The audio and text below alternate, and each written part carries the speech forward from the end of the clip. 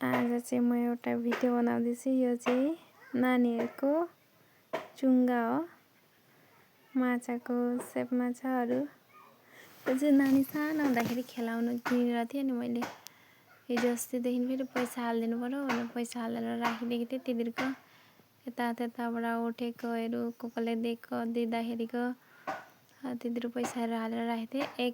1-2 वर्ष जस्तो भएको थियो होला केटाकेटीको लागि भनेर मैले त्यतिकै राखिदिएको थिएँ। त्यतिकै खुजुरा पैसाहरू छ त्यहाँ, बेसी ठुल्ठुलो पैसा होइन अरू सानो पैसा। काट्नु पनि माया लागिरहेको थियो।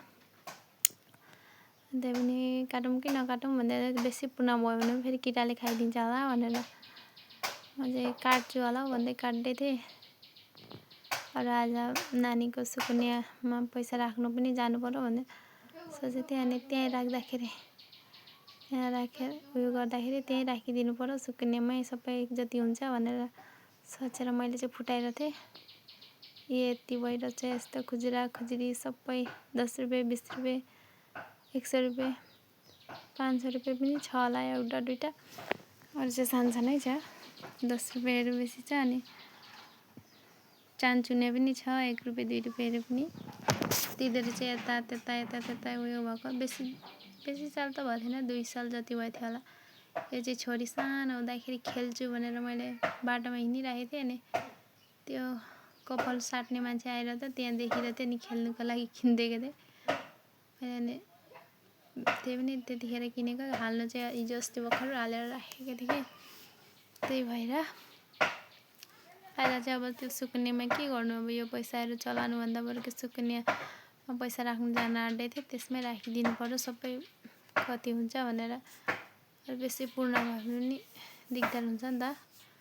त्यही हुनाले म सुकुनियामै राखिदिन्छु भनेर सोचेर फुटाएर थिएँ। हामी चाहिँ जानु निक्लिरहेको थियौँ नन्दा भाउजू। अनि त्यही भएर त्यतिखेरै काटेर अनि यसरी हिसाब गरिदिन्छु। यहाँ चाहिँ हिसाब गर्ने चाहिँ थुप्रोजना छौँ। यता आमा पनि हुनुहुन्छ, उता कान्छी पनि छिन्, यता बाबु चाहिँ भने डिस्टर्ब दिइरहेको थियो मलाई। घरिको यो पैसा तान्छ, घरिको त्यो पैसा तान्छ, कस्तो उत्पात गर्दैछ। उता जान भन्दा पनि फेरि भिडियो गरेको अगाडि बस्छ, फेरि आएर यताबाट खस्छ उताबाट खस्छ गरिरहेको थियो। चान्चुने पैसा चाहिँ बेसी थिएन, 300 जति भयो होला यिनीहरू चाहिँ। अनि 10 रुपियाँ 20 रुपियाँ चाहिँ 2-3 हजार भएको रहेछ। अरू यतिकै केटाकेटीले मिठाई खानुभन्दा त्यो चुङ्गीमा हालेर राख्यो भने उयो हुन्छ भनेर अन्त राखिदिएको थिएँ। अनि त्यो पनि अहिले अब निकालेर चलाएको हुन्छ, त्यतिको उयोमै राखिदिनु पर्यो भनेर सुकुनियामै हालिदिनु पर्यो भने सुकुनिया खोलेको छ छोरीको चाहिँ, त्यसमा हालिदिएको लानु पर्यो। अब त्यसमा भएपछि भोलि पर्सि काम पनि आउँछ।